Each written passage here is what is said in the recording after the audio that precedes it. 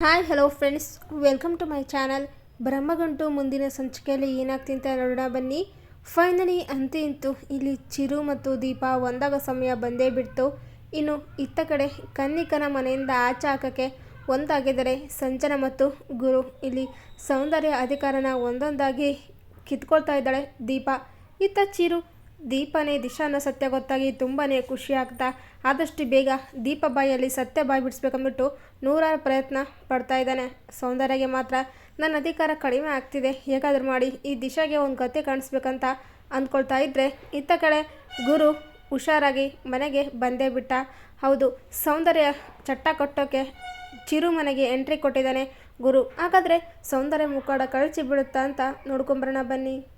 ಇತ್ತ ಕಡೆ ಚಿರು ಮತ್ತು ದೀಪ ಇಬ್ಬರು ಕೂಡ ನರಸಿಂಹನ ಭೇಟಿ ಮಾಡೋಕ್ಕೆ ಬಂದಿರ್ತಾರೆ.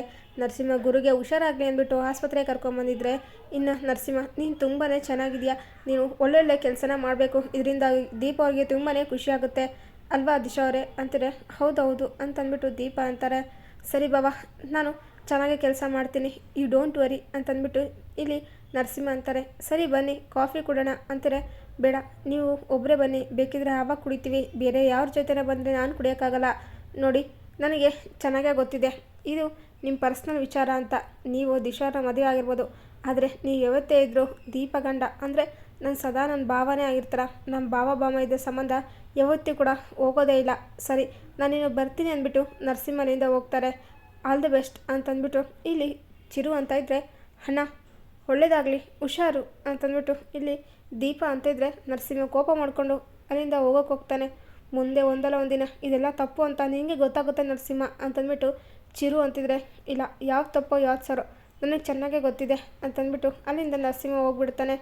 ಇನ್ನು ಇತ್ತ ಕಡೆ ಬನ್ನಿ ಹೋಗೋಣ ಅಂತಂದ್ಬಿಟ್ಟು ಚಿರು ದೀಪ ಇಬ್ಬರು ಕೂಡ ರೆಡಿ ಆಗ್ತಾ ಇದ್ದರೆ, ಆಗ ಇನ್ನೊಂದು ಸರ್ತಿ ನಿಮ್ಮ ಅಣ್ಣನ ಭೇಟಿ ಮಾಡೋಕ್ಕೆ ಬರ್ತೀರ ನೀವು, ನಿಮ್ಮ ಅಣ್ಣನ ಭೇಟಿ ಮಾಡಿ ನಿಮಗೆ ತುಂಬಾ ಖುಷಿಯಾಗಿದೆ ಅಲ್ವಾ ಅಂದ್ಬಿಟ್ಟು ಚಿರು ಅಂತಿದ್ರೆ, ಅಲ್ಲ ಯಾಕೆ ಪದೇ ಪದೇ ನಿಮ್ಮಣ್ಣ ಅಂತಿದ್ರೆ, ಹೌದು ಅವ್ರು ನಮ್ಮಣ್ಣನೇ, ಏನಿವಾಗ ಅಂತಂದ್ಬಿಟ್ಟು ಇಲ್ಲಿ ದೀಪ ಕೋಪ ಮಾಡ್ಕೊಳ್ತಿದ್ರೆ, ಅಯ್ಯೋ ಕೋಪ ನೋಡಿ ಸರ್ನ ಅಂತ ಮ್ಯಾಕೆ ಇರುತ್ತೆ ಹಾಗೆ ಅಲ್ವಾ ಅಂತಂದ್ಬಿಟ್ಟು ಚಿರು ಇಲ್ಲಿ ಹೇಳ್ಬೇಕಾದ್ರೆ, ಇನ್ನು ಸಂಜನಾ ಮತ್ತು ಗುರು ಇಬ್ಬರು ಕೂಡ ಬರ್ತಾರೆ. ಸರಿ, ಟ್ರೀಟ್ಮೆಂಟ್ ಎಲ್ಲ ಆಯ್ತಲ್ಲ, ಬನ್ನಿ ಹೋಗಿ ಕೂತ್ಕೊಳ್ಳಿ ಅಂದ್ಬಿಟ್ಟು ಅಂತ ಇರ್ತಾರೆ. ಇನ್ನು ಅದೇ ಕಡೆ ಇಲ್ಲಿ ಯಾರದು ಸಂಜನಾ ಕೂಡ ಬಂದಿರೋ ಆಗಿದೆ ಅಂತಂದ್ಬಿಟ್ಟು ಚಿರು ಅಂತಿದ್ರೆ, ಹೌದು ಬಟ್ ಅವ್ರ ಜೊತೆ ಯಾರೋ ಕ್ಲೈಂಟ್ ಬಂದಿದ್ದಾರೆ, ಹೋಗಿ ಭೇಟಿ ಮಾಡೋಣವಾ ಚಿರಾಗ್ ಅಂತಂದ್ಬಿಟ್ಟು ಇಲ್ಲಿ ದೀಪ ಅಂತಿದ್ರೆ, ಬೇಡ ಬೇಡ ಅದೇನು ತುಂಬಾ ಇಂಪಾರ್ಟೆಂಟು ವಿಚಾರ ಅಂತೆ, ಅವನು ಯಾರಿಗೂ ಗೊತ್ತಾಗೋ ಥರ ಇನ್ವೆಸ್ಟಿಗೇಷನ್ ಮಾಡ್ತಾಯಿದ್ದಾನೆ, ನಾವು ಹೋದರೆ ತೊಂದರೆ ಆಗುತ್ತೆ ಅಂತಂದ್ಬಿಟ್ಟು ಚಿರು ಅಂತಾರೆ. ಆದರೆ ಚಿರು ಅವ್ರನ್ನೆಲ್ಲೋ ನೋಡ್ರೋ ಥರ ಕಾಣಿಸ್ತಾ ಇದೆ, ಎಲ್ಲಿರ್ಬೋದು ಅಂತಾರೆ. ಒಬ್ಬರ ಥರ 7 ಜನ ಇರ್ತಾರಂತೆ, ಅದರಲ್ಲಿ ಯಾರೋ ಒಬ್ಬರಾಗಿರ್ತಾರೆ, ನೀವು ಈ ರೀತಿ ಎಲ್ಲ ತಲೆ ಕೊಡಿಸ್ಕೊಬಿಡಿ, ಬನ್ನಿ ಹೋಗೋಣ ಅಂದ್ಬಿಟ್ಟು ಅಂತಾರೆ. ಸರಿ ಆಯಿತು ಅಂತಿದ್ರೆ ಇತ್ತ ಕಡೆ ಸಂಜನಾ ನರಸಿಂಹ ಮತ್ತು ಗುರು ಕೂಡ ಹೋಗ್ತಾಯಿದ್ರೆ, ಆಗ ಗುರುನ ನೋಡ್ತಾ ಇರ್ತಾನೆ ಚಿರು. ಒಂಥರ ಏನೋ ಅನ್ನಿಸ್ತಾ ಇರುತ್ತೆ, ಏನಿದು ಅಂತಂದ್ಬಿಟ್ಟು ಚಿರು ಇಲ್ಲ ಅಂದ್ಕೊಳ್ತಾ ಫೈನಲ್ ಇಲ್ಲಿ ಚಿರು ಮನೆಗೆ ಬರ್ತಾ ಇರ್ತಾನೆ. ಇತ್ತ ಸಂಜನಾ ತುಂಬಾ ಬೇಜಾರು ಮಾಡಿಕೊಂಡು ಇರ್ತಾಳೆ. ಏನು ಮಾಡೋದು ಅಲ್ಲ, ಇತ್ತೀಚೆಗೆ ಹೇಗೋ ನನ್ನ ನರಸಿಂಹ ಪ್ರೀತಿ ಗೆಲ್ಲಬೇಕು, ಅವನು ನಾನು ಹತ್ರ ಆಗ್ಬೇಕಂತ ಏನೆಲ್ಲ ಅಂದ್ಕೊಂಡಿದ್ದೆ, ಆದರೆ ಈಗ ಕನ್ನಿಕಾ ಬಂದುಬಿಟ್ಟು ಈಗ ನನ್ನ ಪ್ರೀತಿಗೆ ಸವಾಲು ಹಾಕಿದ್ದಾಳೆ. ದೇವರೇ ಏನಪ್ಪ ಮಾಡೋದು ಅಂತಿದ್ರೆ, ಅಕ್ಕ ಏನಕ್ಕ ಯೋಚನೆ ಮಾಡ್ತಿದ್ಯಾ, ಆ ಮನೆಗೆ ಬಂದಿರೋಂಥ ಕನ್ನಿಕಾ ದೆವ್ವನ ಹೇಗೆ ಹೊರಗಡೆ ಆಗ್ಬೇಕಂತಾನ ಅಂತಂದ್ಬಿಟ್ಟು ಇಲ್ಲಿ ಈ ಒಂದು ಗಣಿ ಮತ್ತು ಇನ್ನೊಂದು ಫ್ರೆಂಡ್ ಹೇಳ್ತಾರೆ. ನಿಮ್ಗೆ ಹೆಂಗೆ ಗೊತ್ತು ಆ ಕನ್ನಿಕಾ ಬಗ್ಗೆ ಅಂತಾರೆ. ಆಹಾ, ನಾವು ಒಂಥರ ಊರಲ್ಲಿ ಕಿಂದರ ಜೋಗಿ ಥರ ಅಕ್ಕ, ಆ ಕನ್ನಿಕಾ ನಮ್ಮ ಅಣ್ಣನ ಹಳೇ ಲವರ್ ಅಂತ ಚೆನ್ನಾಗಿ ಗೊತ್ತು. ಆಗ ನರಸಿಂಹನ ಹತ್ರ ಏನೂ ಇಲ್ಲ ಅಂತ ಖಾಲಿ ಕೈಲಿ ಇದ್ದಾಳಂತ ಬಿಟ್ಟೋದ್ರು, ಆದರೆ ಈಗ ನರಸಿಂಹನ ಕೆಲಸ ಸಿಕ್ಕಿದೆ, ಈ ಮನೆ ತುಂಬ ಜನ ಕಾಸು ಎಲ್ಲರೂ ಇದ್ದಾರಂತ ಈಗ ಮತ್ತೆ ಹುಡ್ಕೊಂಡು ಬಂದಿದ್ದಾಳೆ ಅಂತಂದ್ಬಿಟ್ಟು ಅಂತಾರೆ. ಓಹೋ, ಇದೆಲ್ಲರೂ ನಿಮಗೆ ಗೊತ್ತಾ? ಅಲ್ಲ ಕಣೋ, ಇದರಲ್ಲಿ ನನ್ನ ಮುಣುಗಿಸ್ತಾ ಇದ್ದೀರ ನೀವು, ಅದು ಬೇರೆ ಗೊತ್ತಾ ನಿಮಗೆ ಅಂತಿದ್ರೆ, ಏನಕ್ಕ ಹೇಳ್ತಿದ್ದೀಯ ನೀನು ಅಂತಾರೆ. ಹೌದು, ನಾನು ನರಸಿಂಹಗೆ ಹತ್ರ ಆಗೋಣ ಅಂದ್ಕೊಂಡಿದ್ದೀನಿ, ಅವನು ನನ್ನ ಮೇಲೆ ಪ್ರೀತಿ ಇದೆ, ಆದರೆ ಈಗ ಪ್ರೀತಿಗೆ ಎಳ್ಳು ನೀರು ಬಿಡೋಕ್ಕೆ ಈ ಕನ್ನಿಕಾ ಬಂದಿದ್ದಾಳೆ, ಏನೋ ಮಾಡೋದು ಅಂತಿದ್ರೆ, ಅಕ್ಕ ಒಳ್ಳೆಯವರಿಗೆ ಒಳ್ಳೇದಾಗುತ್ತೆ, ನೀವೇನು ತಲೆ ಕೆಡಿಸ್ಕೊಬೇಡಿ ಅಂತಂದ್ಬಿಟ್ಟು ಅಂತಾರೆ. ಏನು ಮಾಡೋದು ಏನೋ, ಏನಾದರೂ ಐಡಿಯಾ ಇದೆಯಾ ಈಗ ಅಂತಾರೆ. ಅಯ್ಯೋ ನನ್ನ ತಲೆಗೆ ಏನು ಐಡಿಯಾನೇ ಬರ್ತಾಯಿಲ್ಲ ಅಂತಂದ್ಬಿಟ್ಟು ಮಕ್ಕಳು ಅಂತಾರೆ. ಅಷ್ಟರಲ್ಲಿ ಗುರು ಬಂದ್ಬಿಟ್ಟು, ಏನು ನಿಮ್ಗೇನಾದರೂ ತೊಂದರೆ ಕೊಡ್ತಾ ಇದ್ದಾರೆ ಇವರು ಅಂತಾರೆ. ಅಯ್ಯೋ ಇಲ್ಲ ಅಣ್ಣ, ನಾವು ಅವಳು ಯಾಕೆ ತೊಂದರೆ ಕೊಡೋಕೆ ಅಂತಂದ್ಬಿಟ್ಟು ಮಕ್ಕಳು ಅಂತಿದ್ರೆ, ಅವಳಿಗೆ ರೆಸ್ಪೆಕ್ಟ್ ಇಲ್ವೇನು ಅಂತಾರೆ. ಸಾರಿ ಸಂಜನಾ ಅತ್ತಿಗೆಗೆ ಅಂತಂದ್ಬಿಟ್ಟು ಇಲ್ಲಿ ಮಕ್ಕಳು ಅಂತಾರೆ. ಏನು ಏನಿಗೆ ಏನು ಮಾತಾಡ್ತಿದ್ದೀರಿ ನೀವು ಅಂತಾರೆ. ಇನ್ಯಾರು ಆ ಕನ್ನಿಕಾ ಬಗ್ಗೆನೇ ಅಂತೀರೆ. ಓಹೋ ಕನ್ನಿಕನ ಅಂತಂದ್ಬಿಟ್ಟು ಗುರು ಅಂತಾರೆ. ಕನ್ನಿಕಂದರೆ ನಿಮ್ಗೆ ಇಷ್ಟನಾ ಅಂತಾರೆ. ಚಿಚಿ ನನಗೆ ಸಂಜನಾ ಅಂದರೆ ಇಷ್ಟ, ಸಂಜನಾ ನನ್ನ ತಂಗಿ ಥರ ಅಂತಂದ್ಬಿಟ್ಟು ಅಂತಾರೆ. ಓ ಹೌದಾ, ನಿಮಗೂ ಹಾಗಾದ್ರೆ ಕನ್ನಿಕಾ ಇವು ವಿರುದ್ಧಾಗಿ ನಿಂತ್ಕೊಂಡಿದ್ದೀರಾ ಅಂತಂದ್ಬಿಟ್ಟು ಮಕ್ಕಳೆಲ್ಲ ಡಿಸ್ಕಸ್ ಮಾಡ್ತಾಯಿದ್ರೆ ಆಗ ಕನ್ನಿಕಾ ಎಂಟ್ರಿ ಕೊಡ್ತಾಳೆ. ಏನಿದು ಎಲ್ಲರೂ ಒಟ್ಟಿಗೆ ಸೇರಿ ನನ್ನ ಮನೆಯಿಂದ ಹೇಗೆ ಆಚೆ ಹಾಕ್ಬೇಕಂತ ಪ್ಲ್ಯಾನ್ ಮಾಡ್ತಾರ ಆಗಿದೆ, ಏನಿರ್ಬೋದು ಅಂತಂದ್ಬಿಟ್ಟು ಕನ್ನಿಕಾ ಅಂತಾಳೆ. ಏಯ್ ಹಾಗೇನು ಇಲ್ಲ ಕಣೆ ಅಂತೀರೆ. ಓಹೋ ಹಾಗೇನು ಇಲ್ವಾ, ಅಯ್ಯೋ ಹೋಗ್ಲಿ ಬಿಡು, ನರಸಿಂಹನ ಹೇಗೆ ಪಟಾಯಿಸ್ಕೊಳ್ಬೇಕಂತ ನಾನು ಯೋಚನೆ ಮಾಡ್ತಾಯಿದ್ದೀನಿ ಅಂತಂದ್ಬಿಟ್ಟು ಅಂತಾರೆ. ಅದು ಈ ಜನ್ಮದಲ್ಲಿ ಇಲ್ಲ ಕಣೆ, ನೋಡು ನಾನಿಲ್ಲೇ ಕರ್ಕೊಂಬಂದಿದ್ದು ನಿನ್ನ ಅಲ್ವಾ, ನಾನೇ ಕರ್ಕೊಂಬಂದಿದ್ದೀನಿ, ಈಗ ನಾನೇ ನಿನ್ನ ಮನೆಯಿಂದ ಆಚೆ ಹಾಕ್ತೀನಿ ಅಂದ್ಬಿಟ್ಟು ಸಂಜನಾ ಅಂತಾಳೆ. ಓಹೋ ನನ್ನ ಮನೆಯಿಂದ ಆಚೆ ಹಾಕ್ತೀಯಾ, ಅಷ್ಟು ಧೈರ್ಯ ಇದೆ ನನಗೆ, ದಮ್ಮಿದ್ರೆ ಮನೆಯಿಂದ ಆಚೆ ಹಾಕೊಂಡ್ಬಿಟ್ಟು ಅಂತಾರೆ. ಸರಿ ಕಣೆ ಇದೆ ನಿನಗೆ ಅಂದ್ಬಿಟ್ಟು ಸಂಜನಾ ಇಲ್ಲಿ ಕನ್ನಿಕಾ ಕೈ ಹಿಡ್ಕೊಂಡು ಬರ್ತಾಯಿದ್ರೆ ಆಗಾರಿಗೆ ಜಯರಾಮ್ ಬಂದ್ಬಿಟ್ಟು ಏನಿದು ಎಲ್ಲಿಗೆ ಹೋಗ್ತಾ ಇದ್ದೀರಾ ಅಂತಂದ್ಬಿಟ್ಟು ಇಲ್ಲಿ ಕೇಳ್ತಾನೆ. ಅದು ಅದು ಅಪ್ಪಾಯ ಹೊರಗಡೆ ಮಾರ್ಕೆಟ್ಗೆ ಹೋಗೋಣ ಬನ್ನಿ ಅಂದ್ಬಿಟ್ಟು ಸಂಜನಾ ಅವರು ಕರೀತಾ ಇದ್ದಾರೆ ಅಂದ್ಬಿಟ್ಟು ಅಂತಾರೆ. ಏನು ಹೌದಾ, ನೋಡಮ್ಮ ನೀನು ಯಾವುದೇ ಕಾರಣಕ್ಕೂ ಈ ಮನೆಯಿಂದ ಆಚೆ ಹೋಗೋ ಆಗಿಲ್ಲ, ನೀನು ನರಸಿಂಹ ಉನ್ನತ ಅಧಿಕಾರಿ ಆಗೋವರೆಗೂ ಇಲ್ಲೇ ಇರಬೇಕು. ನೋಡು ಆ ನರಸಿಂಹ ಎಲ್ಲೋ ಖಾಲಿ ಕೂತ್ಕೊಂಡಿದ್ದ, ಹೋಗಮ್ಮ ಹೋಗು, ನೀನು ಎಲ್ಲನೂ ಕೂಡ ಸರಿಯಾಗಿ ಪಾಠ ಮಾಡು ಅಂತೀರ. ಯು ಡೋಂಟ್ ವರಿ ಅಪ್ಪ, ಎಲ್ಲರೂ ನಾನು ನೋಡ್ಕೊಳ್ತೀನಿ ಅಂದ್ಬಿಟ್ಟು ಅಲ್ಲಿಂದ ಕನ್ನಿಕಾ ಹೊರಟೋಗ್ತಾಳೆ. ಸಂಜನೆಗೆ ತುಂಬಾ ಬೇಜಾರಾಗ್ತಾ ಇರುತ್ತೆ. ಇನ್ನು ಇತ್ತ ಕಡೆ ದೀಪ, ಅಯ್ಯೋ ದೇವರೇ ತುಂಬಾ ಕಾಲು ಹೋಯ್ತಾ ಇದೆ, ಏನಪ್ಪ ಮಾಡೋದು ಈಗ ಅಂದ್ಬಿಟ್ಟು ಇಲ್ಲಿ ಯೋಚನೆ ಮಾಡ್ತಾ ಇರ್ತಾಳೆ. ಅದಾದಮೇಲೆ ಇತ್ತೀಚೆಗೆ ಇವರು ದಿಶೆಗೆ ಹತ್ರ ಆಗ್ತಿದ್ದಾರೆ, ಹಾಗಾದರೆ ದೀಪ ಕತೆ ಏನು, ಅಯ್ಯೋ ದೇವರೇ ಇಲ್ಲಿ ದೀಪ ಆಗಿ ಜಲಸು ಉಂಟಾಗ್ತಿದೆ, ಹಾಗಂತ ಇವ್ರ ಹತ್ರ ಎಲ್ಲ ಸತ್ಯ ಹೇಳ್ಕೊಳಕ್ಕೂ ಆಗ್ತಾಯಿಲ್ಲ, ಏನು ಮಾಡಬೇಕು. ಸರಿ ನಾನು ಪೊಲೀಸ್ ಅಪ್ಗೆ ಕಾಲ್ ಮಾಡಿ ಏನಾದರೂ ತಿಳ್ಕೊಳ್ತೀನಿ ಅಂತಂದ್ಬಿಟ್ಟು ಇಲ್ಲಿ ದೀಪ ಕಾಲ್ ಮಾಡ್ತಾಳೆ. ಹಲೋ ಹೇಳು ಮಗಳೇ ಹೇಗಿದೆಯಾ ಅಂತೀರೆ. ಅಯ್ಯೋ ಒಂಚೂರು ಚೆನ್ನಾಗಿಲ್ಲ ಪೊಲೀಸಪ್ಪ ಅಂತಂದ್ಬಿಟ್ಟು ಇಲ್ಲಿ ದೀಪ ಅಂತಾಳೆ.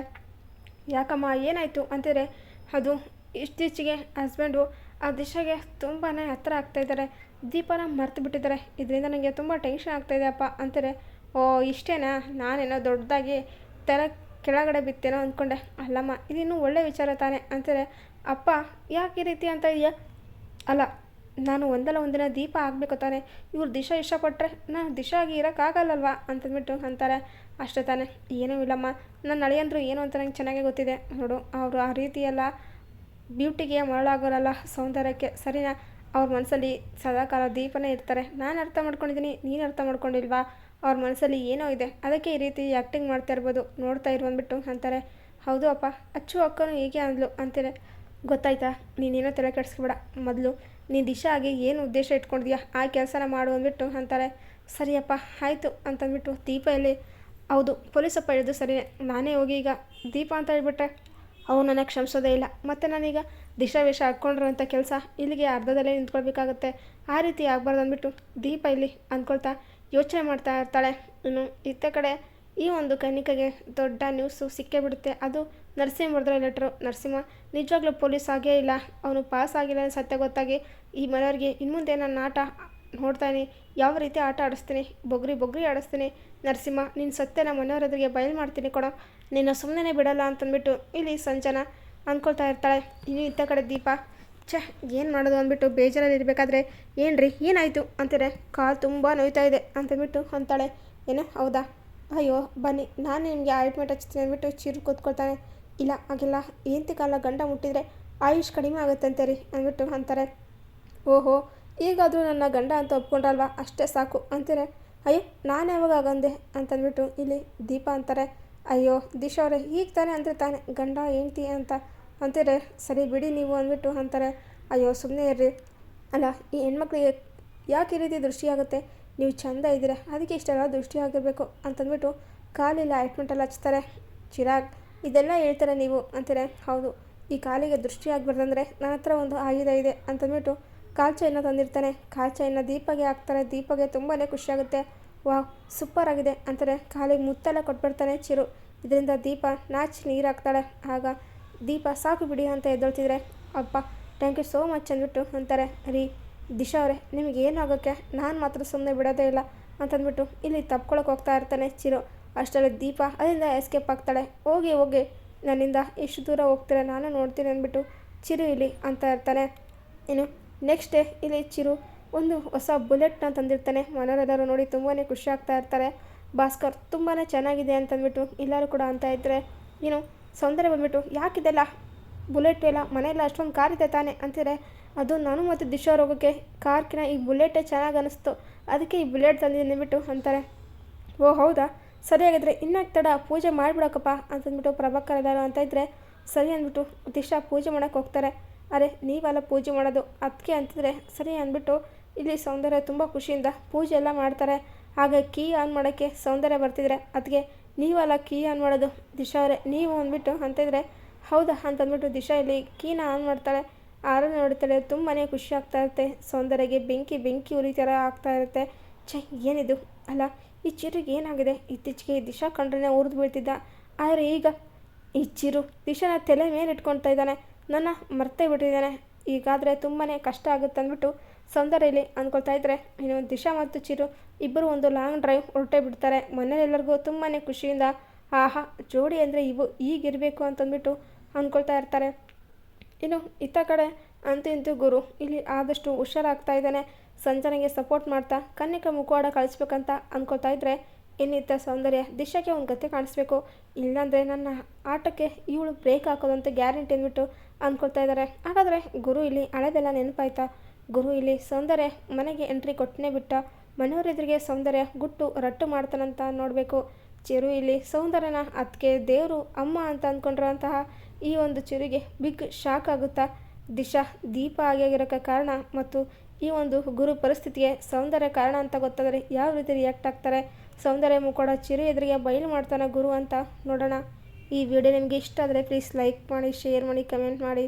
Thank you for watching.